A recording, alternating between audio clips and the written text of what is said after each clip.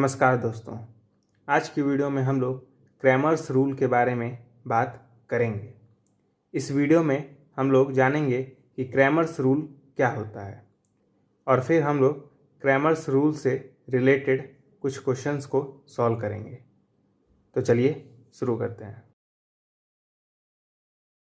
Cramer's rule एक ऐसा rule है जिसके मदद से हम लोग सिस्टम ऑफ लीनियर इक्वेशंस को सॉल्व करते हैं by using concept of determinants. इसका मतलब हम लोग इस रूल में डिटर्मिनेंट के मदद से लीनियर इक्वेशंस को सॉल्व करेंगे। जैसे मान लीजिए हमारे पास दो लीनियर इक्वेशंस हैं। ये दोनों लीनियर इक्वेशन के पास सिर्फ दो वेरिएबल हैं, तो हम क्रैमर रूल के मदद से ये दोनों वेरिएबल x और y की वैल्यू बड़े ही आसानी से निकाल सकते हैं। इसी रूल से चाहें तो हम लोग 3 लीनियर इक्वेशंस को भी सॉल्व कर सकते हैं, लेकिन ये तीनों ही लीनियर इक्वेशन के पास 3 वेरिएबल्स होने चाहिए। तो अब हम लोग क्रैमर्स रूल के कॉन्सेप्ट को समझेंगे। तो मान लीजिए हमारे पास 3 लीनियर इक्वेशंस हैं in the variables x, y, z। और वो लीनियर इक्वेशंस हैं a1x plus b1y plus c1z is equal to d1, a2x plus b2y plus c2z is equal to d2, a3x plus b3y plus c3z is equal to d3।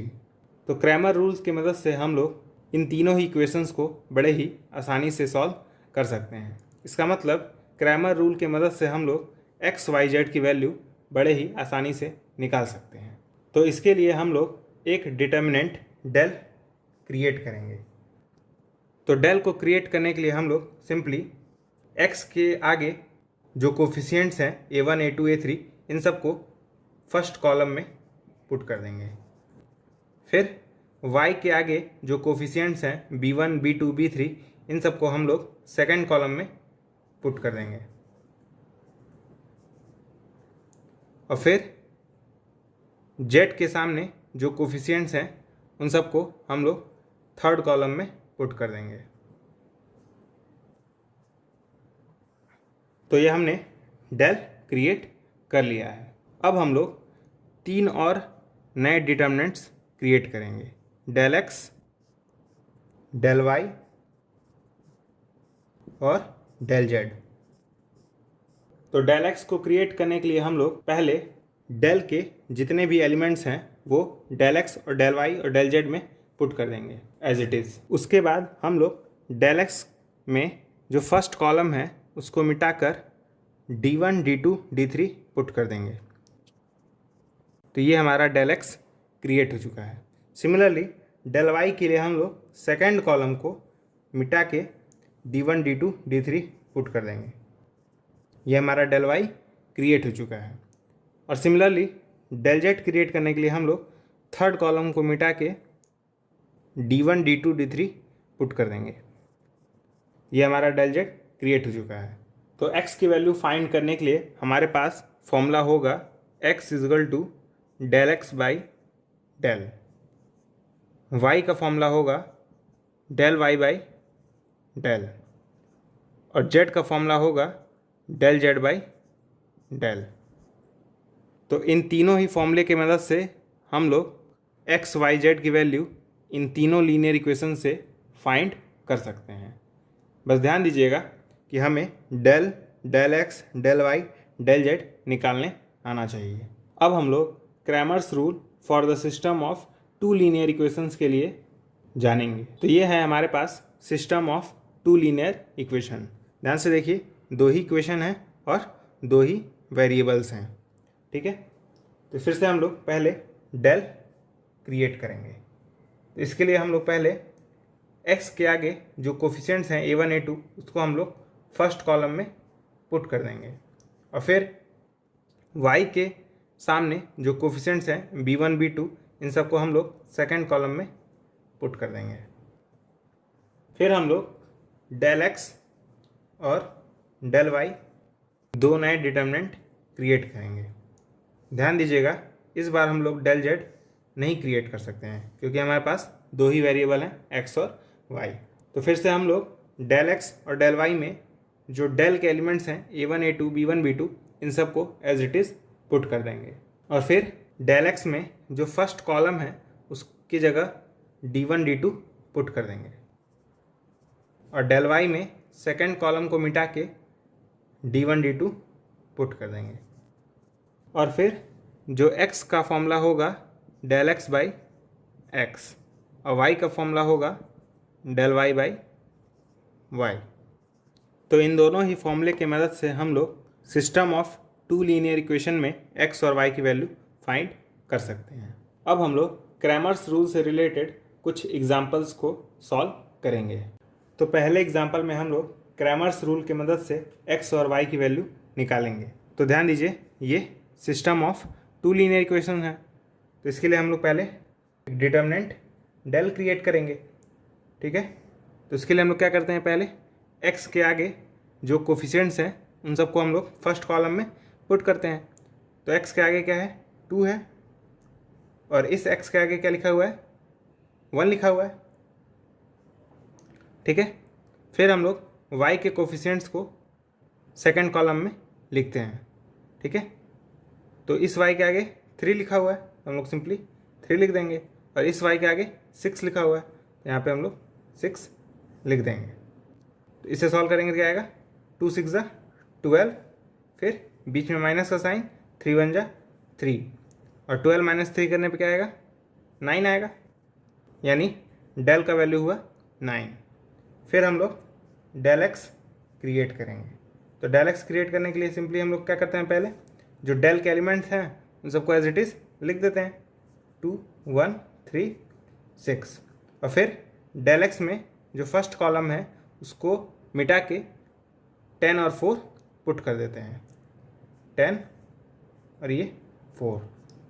इसे solve करेंगे तो क्या आएगा, 10 6 जा 60 minus 3 4 जा 12 और 60 minus 12 करने पे क्या आएगा, 48, यानी डेल एक्स की वैल्यू हुई 48। फिर हम लोग डेल वाई फाइंड करेंगे।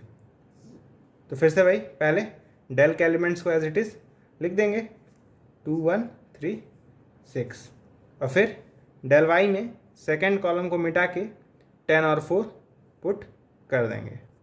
ठीक है, तो 4 2 जा 8 माइनस 10 1 जा 10 और 8 माइनस 10 करने में क्या आएगा, -2। तो x का फॉर्मूला क्या होगा, डेल एक्स बाई डेल। ठीक है, डेल एक्स की वैल्यू क्या आई थी, 48 और डेल की वैल्यू क्या आई थी, 9 आई थी और इसे आप लोग सॉल्व करेंगे तो आएगा 16/3। फिर y के वैल्यू के लिए हम लोग क्या करेंगे, डेल वाई बाई डेल। तो डेल वाई कितना आया था, -2 और डेल कितना आया था, 9 आया था, इसलिए y का वैल्यू हुआ -2/9 और x का वैल्यू क्या हुआ, 16/3 और यही हमारा आंसर है। तो सेकंड एग्जांपल में हमें क्रैमर्स रूल की मदद से x y z की वैल्यू फाइंड करनी है। तो हमारे पास 3 सिस्टम ऑफ लीनियर इक्वेशंस दिए हुए हैं जिनके पास सिर्फ 3 ही वेरिएबल्स हैं, लेकिन ध्यान दीजिए जो इन तीनों इक्वेशंस में कॉन्स्टेंट्स हैं वो लेफ्ट हैंड साइड पे हैं। तो हम लोग पहले कांस्टेंट को राइट हैंड साइड शिफ्ट करेंगे। तो अगर हम लोग इस -5 को राइट हैंड साइड शिफ्ट करें तो क्या हो जाएगा, +5 हो जाएगा। सिमिलरली इस -5 को राइट हैंड साइड शिफ्ट करें तो क्या हो जाएगा, ये भी +5 हो जाएगा। सिमिलरली थर्ड इक्वेशन में इस -8 को राइट हैंड साइड शिफ्ट करेंगे तो क्या हो जाएगा, +8 हो जाएगा। अब हम लोग डिटर्मिनेंट डेल क्रिएट करेंगे। ठीक है, इसके लिए हम लोग क्या करते हैं, जो x के कोफिशिएंट्स हैं तीनों ही इक्वेशंस में उन सबको फर्स्ट कॉलम में पुट करते हैं। तो इस x के आगे क्या लिखा हुआ है, 6, इस x के आगे क्या लिखा हुआ है, 1 और इस x के आगे क्या लिखा हुआ है, 2। ठीक है, फिर y के कोफिशिएंट्स को हम लोग सेकंड कॉलम में पुट करते हैं। तो इस y के आगे क्या लिखा हुआ है, 1, इस y के आगे क्या लिखा हुआ है, 3 और इस y के आगे क्या लिखा हुआ है, 1। ठीक है, और फिर हम लोग z के कोफिशिएंट्स को थर्ड कॉलम में पुट करते हैं। तो इस z के आगे क्या लिखा हुआ है, -3 लिखेंगे -3। फिर इस z का क्या लिखा हुआ है -2, और इस z का क्या लिखा हुआ है 4 लिखा हुआ है। ठीक है, और हम लोग इस 3x3 डिटर्मिनेंट को सॉल्व करेंगे तो हमारा आंसर आएगा 91। आप आराम से सॉल्व करके देख सकते हैं। और अगर आपको डिटर्मिनेंट सॉल्व नहीं करना आता है तो मैंने एक डिटर्मिनेंट पे अलग से वीडियो बना रखा है जिसका लिंक डिस्क्रिप्शन बॉक्स में दिया हुआ है। अब हम लोग 3 नए determinants del X, del Y और डेल जेड क्रिएट करेंगे। तो इसके लिए सिंपली जो डेल के एलिमेंट्स हैं उन सबको एज इट इज़ पुट कर देंगे। तो डेल एक्स में हम लोग फर्स्ट कॉलम को मिटा के 5, 5, 8 पुट कर देंगे, 5, 5, 8। और डेल वाई में सेकेंड कॉलम को मिटा के 5, 5, 8 पुट कर देंगे, 5, 5, 8। और डेल जेड में थर्ड कॉलम को मिटा के 5, 5, 8 पुट कर देंगे, 5, 5, 8। तो इस डिटर्मिनेंट को आप लोग सॉल्व करेंगे तो आएगा 91, और इस डिटर्मिनेंट को आप लोग सॉल्व करेंगे तो आएगा 182। और डेल जेड को सॉल्व करेंगे तो डेल जेड का वैल्यू आएगा 91। तब एक्स की वैल्यू क्या होगी, डेल एक्स बाई डेल।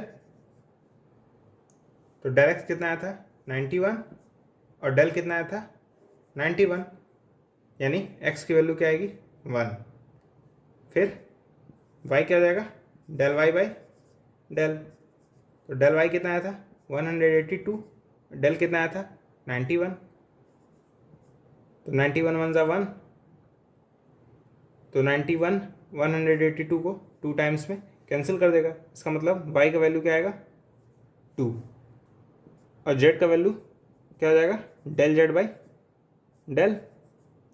तो डेल जेड कितना आया था 91 और डेल कितना आया था वो भी 91, यानी z का वैल्यू हुआ 1। इसका मतलब x, y, z की वैल्यू हुई 1, 2, 1, और यही हमारा आंसर है। तो आज की वीडियो में बस इतना ही। अगर आपको मेरा वीडियो पसंद आया हो तो इस वीडियो को लाइक कीजिए, मेरे चैनल को